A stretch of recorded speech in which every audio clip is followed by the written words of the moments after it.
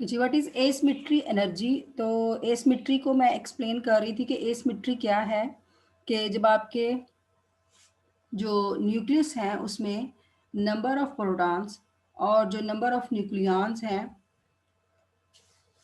वो इक्वल ना हो तो आपका जो न्यूक्लियाई होता है वो एसिमेट्रिक होता है। ठीक है, एसिमेट्री टर्म से मुराद ये है, नंबर ऑफ प्रोटॉन्स और नंबर ऑफ न्यूट्रॉन्स जो है वो इक्वल नहीं होते। जैसे मैंने एग्जांपल दिया कि हीलियम न्यूक्लियाई जो होता है, हीलियम में 2 प्रोटॉन है और 2 ही न्यूट्रॉन है। तो जैसे जैसे हमारे पास न्यूक्लियाई जो हैं वो लाइटर होते हैं, वैसे वैसे ही उनमें जो नंबर ऑफ प्रोटॉन्स और नंबर ऑफ न्यूट्रॉन्स की जो रेशो होती है वो अप्रॉक्सीमेटली इक्वल होती है। इसलिए in case of lighter nuclei हमारा जो न्यूक्लियस होते हैं वो स्टेबल होते हैं, और वो न्यूक्लियस स्टेबल होते हैं, वो एटम जो है स्टेबल हैं। आप हाइड्रोजन की बात कर लें, आप ब्रिलियम की बात कर लें। ठीक है, तो एसिमेट्री के केस में नंबर ऑफ प्रोटॉन्स और न्यूट्रॉन्स इक्वल नहीं होते। तो अब इशू क्या है, जैसे जैसे आप इंटरमीडिएट न्यूक्लियाई की तरफ जाई जाते हैं, इंटरमीडिएट और हैवी जो आपके न्यूक्लियाई हैं इनके केस में जैसे जैसे आप हैवियर की तरफ मूव कर रहे हैं तो जो नंबर ऑफ न्यूट्रॉन्स हैं वो बढ़ना शुरू हो जाते हैं। ठीक है, तो जो इनकी इक्वालिटी है प्रोटॉन्स और न्यूट्रॉन्स की वो डिस्टर्ब होना शुरू हो जाती है। तो जैसे जैसे नंबर ऑफ न्यूट्रॉन्स बढ़ते जाएंगे तो एसिमेट्री जो है वो बढ़ती जाएगी। तो इसकी वजह से जो बाइंडिंग एनर्जी है वो कम होती जाएगी। ठीक है, तो एसिमेट्रिक या एक्सेस नंबर ऑफ न्यूट्रॉन्स जो हैं इनकी वजह से हमारी जो बाइंडिंग एनर्जी है उसकी वैल्यू रिड्यूस होती है। तो इसलिए हम बोलते हैं कि ये जो हमारा फैक्टर है एसिमेट्री एनर्जी का, ये एक नेगेटिव करेक्शन के तौर पे ऐड होगा आपकी बाइंडिंग एनर्जी में, मतलब ये नेगेटिव साइन के साथ उसमें इंक्लूड होगा। अब ये जो आपकी एसिमेट्रिक है एनर्जी, ये डायरेक्टली प्रोपोर्शनल है दो चीज़ों के। एसिमेट्री एनर्जी जो है वो डायरेक्टली प्रोपोर्शनल है दो चीज़ों के। Number one, excess number of neutrons. ठीक है, excess number of neutrons n minus Z. ठीक है, n माइनस जी लिखने का मतलब क्या है, जी आपका क्या है, जी आपका नंबर ऑफ प्रोटॉन्स हैं, n आपके नंबर ऑफ न्यूट्रॉन्स हैं। अगर z को आप n में से माइनस कर रहे हैं तो इसका मतलब है आपके पास एक्सेस नंबर ऑफ न्यूट्रॉन्स हैं। ठीक है, तो इसको हम इस फॉर्म में भी लिख सकते हैं। ठीक है, क्योंकि अगर आपको याद हो तो हम इसको इस तरह से भी लिख सकते हैं। आपको पता है कि जो आपका मैस नंबर होता है वो किसके इक्वल होता है, n प्लस जी के इक्वल होता है। ठीक है, आपका जो मैस नंबर होता है वो n प्लस जी के इक्वल होता है। तो यहाँ से अगर हमने नंबर ऑफ न्यूट्रॉन्स निकालने हो तो नंबर ऑफ न्यूट्रॉन्स निकालने का क्या तरीका होगा, n will be equal to a minus Z. ठीक है, तो ये a माइनस जी जो है n is equal to a minus Z, a minus Z जो है यहाँ पे सब्स्टिट्यूट करें तो ये आपके पास a माइनस 2z हो जाएगा। ठीक है, तो एक्सेस नंबर ऑफ न्यूट्रॉन्स को हम n माइनस जी से भी रिप्रेजेंट कर सकते हैं और a माइनस 2z से भी। तो यहाँ पे मैं आपको ये बता रही थी कि जो एसिमेट्री एनर्जी है E A वो डायरेक्टली प्रोपोर्शनल है एक्सेस नंबर ऑफ न्यूट्रॉन्स जो कि किसी भी एसिमेट्रिक न्यूक्लियर में प्रेजेंट है। और दूसरी इंपॉर्टेंट चीज़ क्या है, fraction of nuclear volume in which these excess neutrons are present. मतलब कि जो आपका न्यूक्लियस है उसके अंदर जहाँ पे ये एक्सेस न्यूट्रॉन्स पड़े हुए हैं, यानी कि पूरे वॉल्यूम को की बात हम नहीं कर रहे, पूरे वॉल्यूम की बात नहीं कर रहे, हम सिर्फ उस वॉल्यूम की बात कर रहे हैं कि पूरे न्यूक्लियस के वॉल्यूम में वो वाला फ्रैक्शन या वो वाला पार्ट जहाँ पे ये एक्सेस न्यूट्रॉन जो हैं वो पड़े हुए हैं। ठीक है, तो दो चीज़ों के पे डायरेक्टली आपकी जो एसिमेट्रिक एनर्जी रिलेट करेगी, जितने excess number of neutrons present हैं एसिमेट्रिक न्यूक्लियाई में, और वो फ्रैक्शनल एरिया जहाँ पे वो एक्सेस न्यूट्रॉन जो हैं वो एग्जिस्ट कर रहे होते हैं। ठीक है, यहाँ पे अब आप एक पॉइंट जो है वो हमने पहले भी बहुत दफ़ा डिस्कस किया हुआ है कि जो न्यूक्लियस की जो डेंसिटी होती है या न्यूक्लियस का जो वॉल्यूम होता है वो किस पे डिपेंड कर रहा होता है। जो वॉल्यूम होता है न्यूक्लियस का वो प्रोपोर्शनल होता है उसके नंबर ऑफ न्यूक्लियॉन्स के। ठीक है ना, अगर न्यूक्लियस के अंदर नंबर ऑफ न्यूक्लियॉन्स ज़्यादा होंगे तो जाहिर है उसका वॉल्यूम जो है वो ज़्यादा होगा। फॉर एग्जांपल आप किसी गैस की बात कर लें, आप नियॉन गैस की बात कर लें, अगर आपके पास नियॉन गैस की क्वांटिटी ज़्यादा है तो उसको रखने के लिए आपको वॉल्यूम या कंटेनर भी ज़्यादा होगा। अगर आपके पास वाटर की क्वांटिटी ज़्यादा है तो उसको किसी कंटेनर में रखने के लिए आपको कंटेनर ज़्यादा वॉल्यूम का चाहिए। तो यहाँ पे भी हम ये कहते हैं कि किसी भी न्यूक्लियस में जो उसका वॉल्यूम होता है वो किसके प्रोपोर्शनल होता है, total number of nucleons, total number of nucleons जिसको हम ए से रिप्रेजेंट करते हैं। ठीक है, लेकिन यहाँ पे हमारा जो न्यूक्लियर वॉल्यूम है इस केस में एसिमेट्रिक न्यूक्लियस में जो न्यूक्लियर वॉल्यूम है जहाँ पे आपके एक्सेस न्यूट्रॉन्स जो हैं वो मौजूद हैं, ये किसके प्रोपोर्शनल होगा, ये एक्सेस नंबर ऑफ न्यूट्रॉन्स के प्रोपोर्शनल होगा।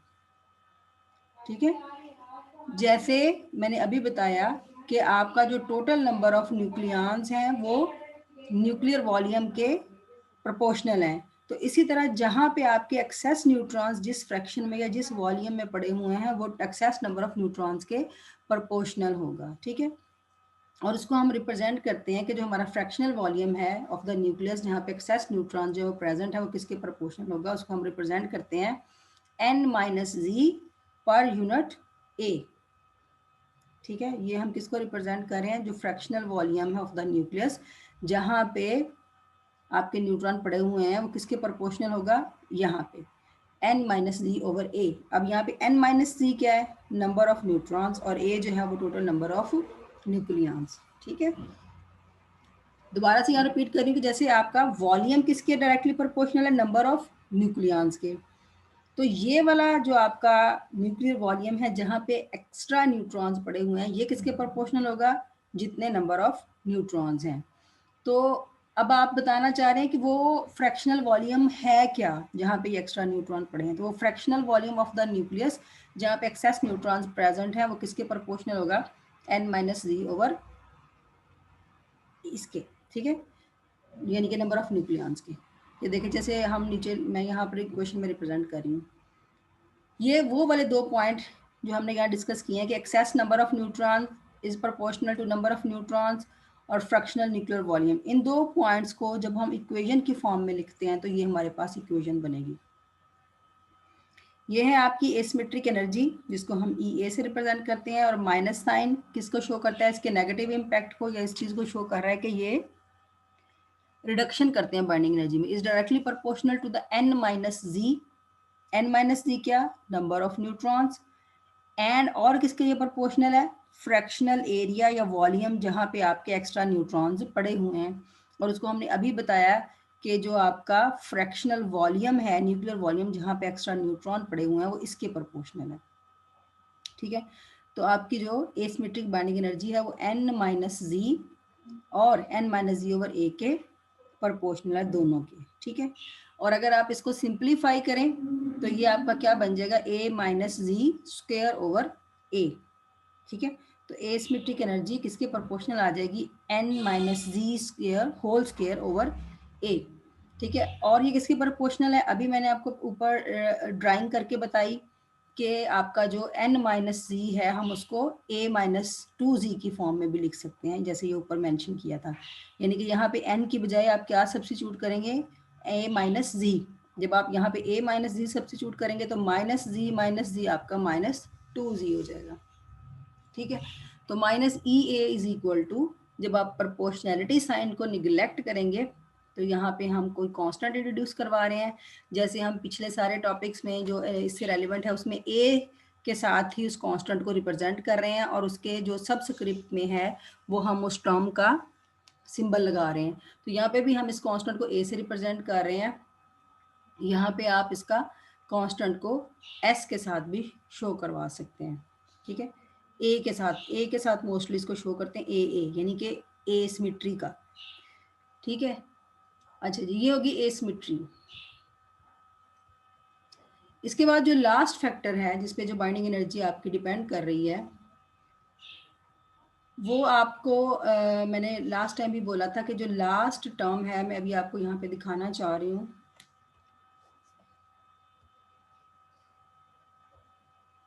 हमने जो बाइंडिंग एनर्जी का फार्मूला लिखा था ये वाला, यहाँ पे हमने इसको डिस्कस कर लिया, वॉल्यूम एनर्जी को, और हमने सरफेस को डिस्कस कर लिया, कूलम एनर्जी को डिस्कस कर लिया, और अभी मैंने ये एसिमेट्री एनर्जी जो है वो आपसे डिस्कस की है। ये लास्ट टर्म जिसको हम ई डेल्टा से रिप्रेजेंट करते हैं, अब इसकी बारी है। इसको हमने बोला था ये आपकी करेक्शन टर्म है, ठीक है। ये भी करेक्शन टर्म है बाइंडिंग एनर्जी में, तो ये प्लस भी है और माइनस भी है। तो ये किसी केस में प्लस आ सकता है और किसी केस में ये माइनस भी आ सकता है। इस एनर्जी को हम अगर एनर्जी का नाम दें, वैसे तो ये सब की सब ये तीनों नेगेटिव हैं, ये तीनों की तीनों करेक्शन टर्म है, तो ये करेक्शन टर्म भी हो सकती है और ये बाइंडिंग एनर्जी को इंक्रीज भी कर सकती है। तो यहाँ पे इसको हम प्लस माइनस से रिप्रेजेंट करें तो इस एनर्जी को हम बोलते हैं पेयरिंग एनर्जी, ठीक है। अब हम इसको डिस्कस करेंगे पेयरिंग एनर्जी को। अच्छा जी, पेयरिंग एनर्जी, पेयर के वर्ड से आपको पता चल रहा है कि यहाँ पे हमारे पास न्यूक्लियॉन्स के पेयर की वजह से ये एनर्जी जो है वो एग्जिस्ट कर रही है। ये यहाँ थोड़ा सा इसका आपको नजर नहीं आ रहा डाटा, ये PAIRING पेयरिंग एनर्जी। अगर हम जो स्टेबिलिटी के लिए जो आपके स्टेबल न्यूक्लियाइड्स हैं, स्टेबल बहुत सारे स्टेबल न्यूक्लियाई का डाटा चेक करें तो हम ये देखते हैं कि उन न्यूक्लियाई की जो बाइंडिंग एनर्जी जो है वो ज़्यादा होती है जहाँ पे नंबर ऑफ प्रोटॉन्स और नंबर ऑफ न्यूट्रॉन्स जो होते हैं वो इवन होते हैं। जैसे मैंने हीलियम की बात की है कि उसमें 2 नंबर ऑफ प्रोटॉन्स हैं और 2 नंबर ऑफ न्यूट्रॉन्स हैं, यानी कि नंबर ऑफ प्रोटॉन्स और नंबर ऑफ न्यूट्रॉन्स दोनों ही इस केस में आपके इवन है। तो जहाँ पे इवन नंबर ऑफ प्रोटॉन्स और न्यूट्रॉन्स होंगे, ये आपकी जो कॉन्फ़िगरेशन होगी वो ज़्यादा स्टेबल होगी, ठीक है। अब यहाँ पे एक और क्वेश्चन भी राइज होता है कि जब आपका प्रोटॉन और न्यूट्रॉन ऑड हो, यानी कि नंबर ऑफ प्रोटॉन्स भी ऑड हों और नंबर ऑफ न्यूट्रॉन्स भी ऑड हों, और आप उन दोनों को ऐड करें तो वो भी आपका इवन न्यूक्लियाई ही बनता है, ठीक है। इवन न्यूक्लियाई, अगर आप ये नीचे में आपको ये टेबल मैंने लास्ट पे डिस्कस करना था, लेकिन अभी आपको थोड़ा सा 4 ऑप्शन होते हैं हमारे पास, न्यूक्लियाई 4 टाइप का होता है। अभी आप इस साइड को छोड़ दें, इधर फोकस कर लें। हमारे पास जो न्यूक्लियाई है वो 4 टाइप का है। यहाँ पे देखें इवन जी, इवन एन, मतलब नंबर ऑफ प्रोटॉन्स भी इवन है, नंबर ऑफ न्यूट्रॉन्स भी इवन है, तो ये आपका न्यूक्लियाई होगा इवन टाइप न्यूक्लियाई।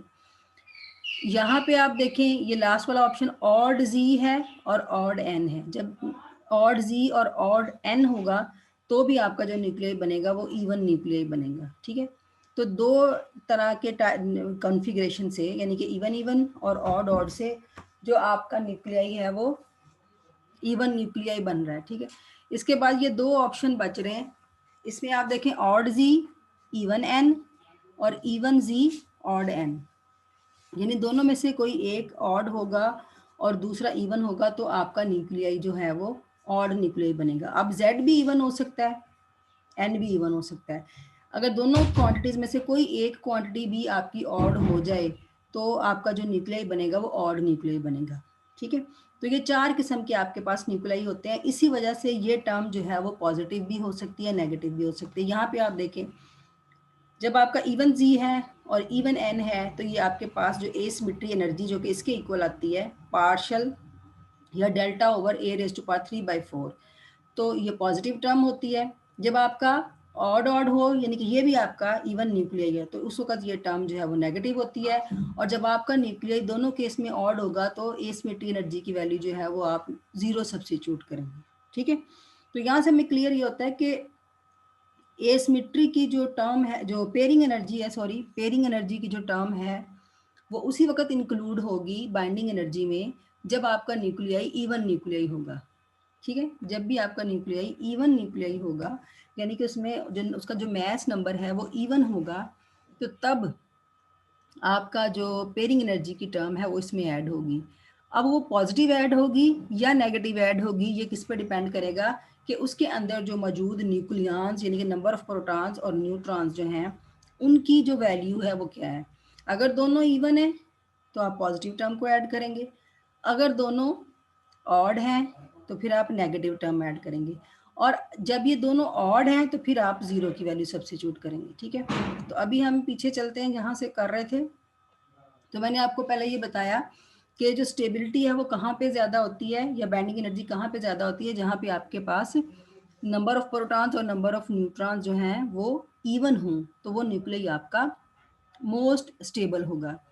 ठीक है, और जहाँ पे आपके पास नंबर ऑफ न्यूट्रॉन्स और नंबर ऑफ प्रोटॉन्स ऑड होंगे वो न्यूक्लियस आपका लीस्ट स्टेबल होगा। ठीक है, अच्छा जी, अब जब आप कहते हैं कि आपका जब न्यूक्लियाई ही ऑड हो, यानी ये हम बात, ये दोनों केस कौन से डिस्कस कर रहे हैं, जब आपका न्यूक्लियाई तो इवन है, न्यूक्लियाई तो इवन है बट उसके अंदर जो प्रोटॉन और न्यूट्रॉन दोनों या तो ऑड हैं या तो इवन हैं। ये हमने उस केस में कहा कि या तो आपकी एनर्जी इवन इवन के केस की तरह मैक्सिमम होगी या ऑड ऑड के केस की तरह वो मिनिमम है। ये हमने एक इवन टाइप न्यूक्लियाई की बात की है, यानी कि इवन टाइप न्यूक्लियाई में भी आगे दो टाइप आपने डिस्कस कर दी, दोनों इवन या दोनों ऑड। दोनों इवन होंगे प्रोटॉन न्यूट्रॉन तो बाइंडिंग एनर्जी की वैल्यू मैक्सिमम, और न्यूक्लियस आपका इवन है बट प्रोटॉन और न्यूट्रॉन दोनों ऑड हैं तो आपका बाइंडिंग एनर्जी की वैल्यू लीस्ट होगी।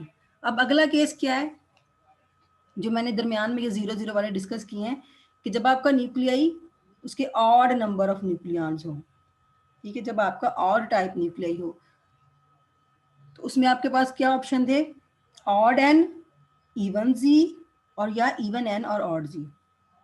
ठीक है, अब इसमें जो बाइंडिंग एनर्जी की वैल्यू होगी वो कितनी होगी, उसमें हमने ये 0 0 तो लगाया है, लेकिन सम टाइम हम ये भी कह सकते हैं कि उसकी जो एनर्जी की वैल्यू होगी वो लाई करेगी इवन जी, इवन एन और ऑड जी और ऑड एन के दरमियान। ये मैंने पहली जो लिमिट आपसे डिस्कस की थी ना कि इवन इवन के केस में maximum binding energy, odd odd के केस में मिनिमम बाइंडिंग एनर्जी। तो जब आपका ऑड न्यूक्लियाई होगा तो फिर जो उसकी एनर्जी होगी वो इन दोनों की एनर्जी के दरमियान में कहीं लाई करेगी बाइंडिंग एनर्जी की वैल्यू। ठीक है, अच्छा, जब आप इवन इवन की बात करते हैं यानी कि आपका इवन न्यूक्लियाई है, एन भी इवन है, जेड भी इवन है, तो आपको पता है कि जो नंबर ऑफ प्रोटॉन्स हैं, यानी एक सिंगल प्रोटॉन की बात कर लें या एक सिंगल न्यूट्रॉन की बात करें तो उसकी अपनी एक स्पिन है, और उसका जो स्पिन क्वांटम नंबर होता है वो 1/2 है। ठीक है, तो एक प्रोटॉन और एक न्यूट्रॉन मिल के वो क्या करते हैं, पेयर बनाते हैं। ये जो पेयरिंग एनर्जी की हम बात कर रहे हैं वो किस तरह से एनर्जी कहाँ से आती है आपके पास, कि आपका हर प्रोटॉन और न्यूट्रॉन जिसका स्पिन क्वांटम नंबर 1/2 होता है वो क्या बनाएगा, पेयर बनाएगा, जिसमें एक की स्पिन पैरेलल होगी और दूसरे की स्पिन एंटी पैरेलल। पैरेलल और एंटी पैरेलल का मतलब क्या है कि अगर एक की स्पिन की वैल्यू पॉजिटिव 1/2 है तो दूसरे की नेगेटिव 1/2 है। तो इस तरह से ये पेयर बनाते जाते हैं। ठीक है, तो जब आपके ये इवन प्रोटॉन होंगे और इवन न्यूट्रॉन होंगे तो इनकी जो पेयरिंग होगी वो परफेक्ट पेयर बनेंगे। मसलन अगर आपके पास 8 प्रोटॉन है 8 न्यूट्रॉन है तो ये 8 प्रोटॉन में से दो पेयर बनेंगे, 8 न्यूट्रॉन में से दो के पेयर बनते जाएंगे, या एक प्रोटॉन और एक न्यूट्रॉन इस तरह से पेयर बनाता जाएगा। तो आपके पास जो सारी स्पिन की वजह से जो पेयर हैं वो कंप्लीट हो जाएंगे। लेकिन जब आप ऑड की बात करते हैं, ऑड जेड और ऑड एन टाइप न्यूक्लियर की बात करते हैं, तो वहाँ पे जब आप प्रोटॉन, अगर आपके पास 7 प्रोटॉन हैं या आपके पास 7 न्यूट्रॉन हैं तो 2 तो इसमें मिलके पेयर बना लेंगे 3 पेयर, तो सातवां जो है वो दोनों केसेस में 7th जो आपका प्रोटॉन या 7th न्यूट्रॉन जो है वो अनपेयर्ड बच जाता है। तो वो जो अनपेयर्ड है वो फिर बाइंडिंग एनर्जी की उसकी कम होती है और वो लेस स्टेबल करता है न्यूक्लियस को। तो हम कह सकते हैं कि जो पेयरिंग है स्पिन की वजह से, स्पिन की जो पेयरिंग है वो बाइंडिंग एनर्जी को इंक्रीज करती है इवन इवन की केस में, और ये डिक्रीज करेगी बाइंडिंग एनर्जी को स्पिन जो है जब आपका केस ऑड न्यूक्लियाई का होगा। ठीक है, तो जो हमारी करेक्शन टर्म फिर जो होगी, यानी कि जो पेयरिंग एनर्जी होगी, जिसको हम ई पार्शियल से रिप्रेजेंट करते हैं, वो किसके प्रोपोर्शनल होगी? वो प्रोपोर्शनल होती है, यहाँ पे अब इसको ड्राइव नहीं किया, हम इसको डायरेक्टली बता रहे हैं कि पेयरिंग एनर्जी किसके प्रोपोर्शनल होती है? ए रेज टू पावर माइनस 3/4 के। तो ये डायरेक्टली प्रोपोर्शनल है ए रेज टू पावर माइनस 3/4 के। तो इसमें जो कांस्टेंट आप इंट्रोड्यूस करवाते हैं वो आपका डेल्टा होता है। बाकी सब में जैसे आपने ए लिखा है, तो यहाँ पे जो आपका कांस्टेंट है वो डेल्टा है। अब जितनी टर्म्स हमने कैलकुलेट कर ली बाइंडिंग एनर्जी के फार्मूला में हमने लगा दी, ये आपने वॉल्यूम की टर्म लगा दी, आपने सरफेस की लगा दी, कूलम एनर्जी की वैल्यू सब्स्टिट्यूट कर दी, उसके बाद आपने एसिमेट्री की वैल्यू सब्स्टिट्यूट कर दी, और ये प्लस माइनस आपने पेयरिंग एनर्जी की वैल्यू सब्स्टिट्यूट कर दी। ये सब की आपने वैल्यू लगा दी। अच्छा, इसके बाद एक्सपेरिमेंटली जो कांस्टेंट्स हैं उनकी वैल्यूज जो है वो फाइंड आउट की गई हैं। जैसे ए वी की वैल्यू जो है, और ये आपके पास ए एस की वैल्यू है, ये आपकी ए सी की वैल्यू है, और ये आपके ए एन की वैल्यू है या ए की वैल्यू है, और लास्ट में आपके पास जो है वो आपके डेल्टा की वैल्यू है। ठीक है, तो ये जितनी टर्म्स आपने फाइंड आउट किए, एंड में उन सब की जो इन सब को हम बोलते हैं कि सारी की सारी आपकी करेक्शन टर्म्स हैं।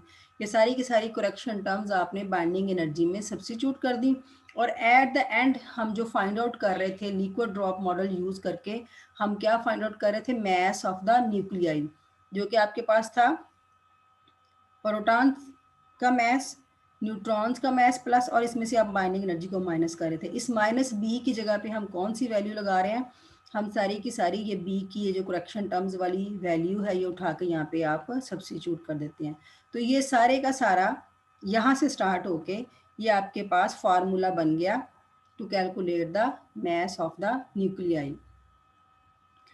अच्छा जी, अब लास्टली इसके जो कंक्लूजन है कि ये जो फार्मूला है आपका, जो सेमी इंपेरिकल मास फार्मूला, जिसको आप सेमी इंपेरिकल मास फार्मूला कहते हैं to calculate the mass of the nuclei,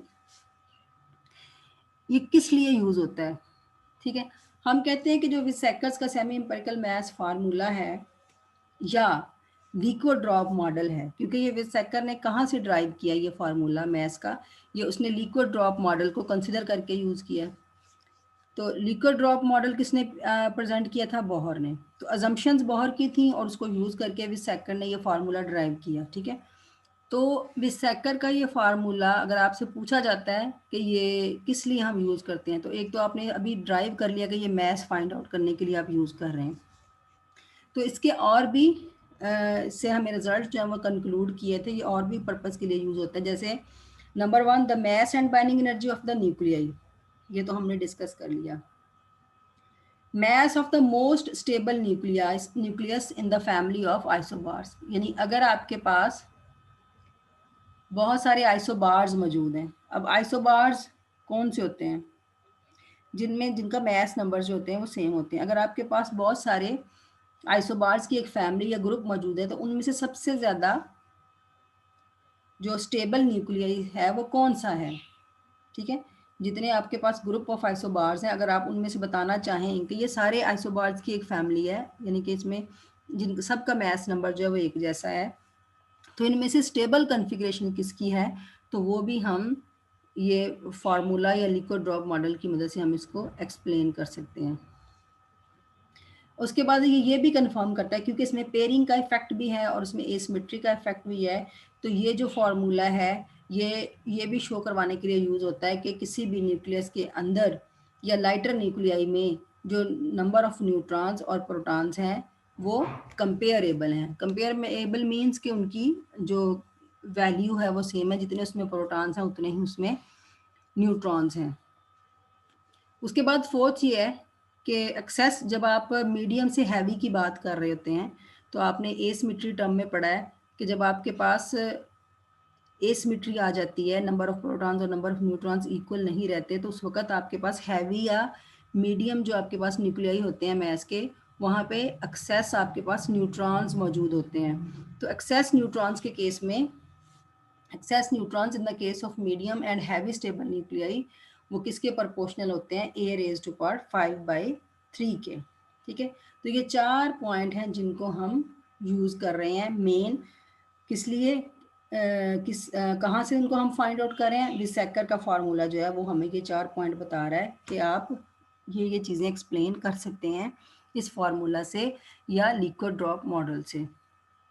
ठीक है, इसके बाद लिक्विड ड्रॉप मॉडल जो है और क्या एक्सप्लेन करता है। अब देखिए लिक्विड ड्रॉप है, अब मैं यहाँ पे विसेकर का वर्ड नहीं बोल रही, मैं लिक्विड ड्रॉप मॉडल की बात कर रही हूँ, क्योंकि इसमें हमने न्यूक्लियस को लाइक अ ड्रॉप कंसिडर किया है। तो लिक्विड ड्रॉप मॉडल जो है वो किसको एक्सप्लेन कर रहा है, सरफेस वाइब्रेशंस को, सरफेस के ऊपर जो पड़े हुए हैं आपके जो सरफेस एनर्जी को यूज़ कर रहे हैं, या जो आपके सरफेस टेंशन के फार्मूला पे हमने बात की थी कि ये आपके liquid drop model surface vibrations को भी डिस्कस करता है और डिफॉर्मेशन ऑफ न्यूक्लियस को भी, कि डिफॉर्मेशन अब किसकी है। आप अभी बार बार हम बात ये करते हैं कि न्यूक्लियस की जो शेप होती है वो स्फेरिकल होती है, तो स्फेरिकल शेप से वो और किस शेप में जा सकता है। अगर आप उसको न्यूक्लियस को कंप्रेस करें तो उसकी शेप एलिप्सॉइडल भी हो सकती है, और वो एलिप्सॉइड बनता बनता अगर आप और उस पर फोर्स लगाते रहें तो एक टाइम आएगा कि वो डंबल शेप में आएगा, और फिर डंबल शेप से वो आपके दो सेपरेट जो हैं वो न्यूक्लियाई बन जाएंगे। ठीक है, तो इस बेस पे हम ये कहते हैं कि ये आपकी deformation of a nucleus from a spherical shape to an ellipsoidal and dumbbell shape, और जो इवेंचुअली जब डंबल बन जाते हैं तो वो रिजल्ट हो सकता है in the fission of heavy nuclei. तो दूसरे लफ्जों में, आसान वर्ड में मैं ये कहूँगी कि लिक्विड ड्रॉप मॉडल फिशन के फिनोमिना को एक्सप्लेन करने के लिए यूज होता है कि किस तरह से आप एक हैवी न्यूक्लियाई को दो न्यूक्लियाई में डिवाइड करते हैं। ठीक है, तो इसलिए हम कहते हैं कि it is therefore helps in understanding the phenomena of fission. ठीक है, तो दूसरा इससे हमें ये भी पता चलता है कि इस मॉडल से हम ये भी एक्सप्लेन करते हैं कि जब आपकी रिपल्सिव कूलम एनर्जी जो आपके प्रोटॉन्स के दरमियान मौजूद है, जब आपकी रिपल्सिव कूलम एनर्जी वो डोमिनेट कर जाती है as compared to the surface energy या न्यूक्लियर एनर्जी, तो आपका जो न्यूक्लियस है वो अनस्टेबल हो जाता है और डिसरप्टिव हो जाता है। डिसरप्टिव मीन कि वो अपनी जो उसकी स्फेरिकल शेप है, जो उसकी ओरिजिनल शेप है, उससे वो हट जाता है और उसकी शेप, आप ये भी कह सकते हैं न्यूक्लियाई जो है उसकी शेप डिस्टॉर्ट हो जाती है। ठीक है, तो ये सारी टर्म्स जो हैं वो हमने एक्सप्लेन की। तो ये पहला मॉडल था जो liquid drop model, first model है, उसकी हमने जम्पशन देखी और उसकी हमने देखा कि कौन कौन सी जो, जब आप उसको एज ए ड्रॉप कंसिडर करते हैं तो आप उस पर कौन कौन सी लिमिटेशंस लगाते हैं और उसके कौन कौन से पॉइंट्स जो हैं वो ड्रॉप के साथ मिलते हैं। तो आप एक ड्रॉप और न्यूक्लियस का कंपैरिजन किया है इस सारे के सारे लिक्विड ड्रॉप मॉडल में, और फिर इस मॉडल को आपने यूज़ करके मैथ फाइंड आउट करने का फार्मूला जो है वो फाइंड आउट किया, ड्राइव किया है कि किस तरह से आप लिक्विड ड्रॉप मॉडल को यूज़ करके न्यूक्लियस का मैथ जो है वो फाइंड आउट कर सकते हैं। तो जब मैंने इसका इंट्रो दिया था तो मैंने उसमें यही बताया था कि जितने भी अभी तक मॉडल डिज़ाइन हुए हैं न्यूक्लियस के, वो सारे के सारे मॉडल ऐसे नहीं हैं कि वो सारे ही आपके न्यूक्लियस को की प्रॉपर्टीज़, सारी प्रॉपर्टीज़ को एक्सप्लेन करें। तो यहाँ आपको एक नज़र आ गया होगा रिजल्ट कि जो फर्स्ट मॉडल है that is liquid drop model, इससे हमें सिर्फ और सिर्फ अगर मेन चीज़ देखें, जो हमारा रिजल्ट है, जो हमारा कंक्लूजन हमें मिल रहा है, वो सिर्फ हमें मैथ्स का फार्मूला मिल रहा है। यानी कि इसको आप यूज़ करके, अगर मैं न्यूक्लियस ड्रॉप मॉडल, जो न्यूक्लियस का ये लिक्विड ड्रॉप मॉडल यूज़ करूँ तो मुझे इससे क्या मिल रहा है, मुझे सिर्फ इससे मैथ्स मिल रहा है। इसको यूज़ करके मैं सिर्फ और सिर्फ न्यूक्लियस का मैथ्स फाइंड आउट कर सकती हूँ। तो हमने जो फर्स्ट चैप्टर था, जो प्रॉपर्टीज़ का चैप्टर था, न्यूक्लियर प्रॉपर्टीज़ का, उसमें हमने देखा कि न्यूक्लियस की तो बहुत सारी प्रॉपर्टीज़ हैं।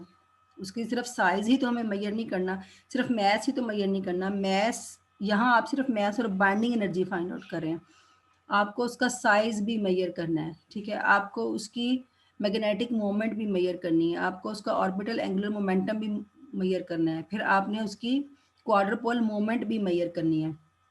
तो यहाँ पे उस किसी प्रॉपर्टी का जिक्र नहीं हो रहा, सिर्फ और सिर्फ मैस और बाइंडिंग एनर्जी। ठीक है, तो इसका मतलब ये है कि जो हम आगे नेक्स्ट मॉडल पढ़ेंगे वो हमें न्यूक्लियस की किसी और प्रॉपर्टी के बारे में बताएगा। तो कोई भी, अगर आप नेक्स्ट मॉडल भी पढ़ेंगे या उससे नेक्स्ट जो तीनों मॉडल है, तो कोई भी एक मॉडल कंप्लीटली उसकी सारी प्रॉपर्टीज़ को एक्सप्लेन नहीं करेगा। ठीक है, तो इससे जो नेक्स्ट मॉडल हमने करना है, जो नेक्स्ट हम लेक्चर में करेंगे, वो शेल मॉडल करना है। ठीक है, तो शेल मॉडल से हम जो है वो उसकी शेल स्ट्रक्चर के बारे में डिस्कस करेंगे। यहाँ पे हमने सिर्फ मास और बाइंडिंग एनर्जी निकाला है। आगे जो न्यूक्लियस की जो है वो न्यूक्लियस में के प्रोटॉन और न्यूट्रॉन अरेंज किस तरह से हैं वो हम नेक्स्ट लेक्चर में डिस्कस करेंगे। तो ये टॉपिक हमारा यहीं पे कंप्लीट होता है।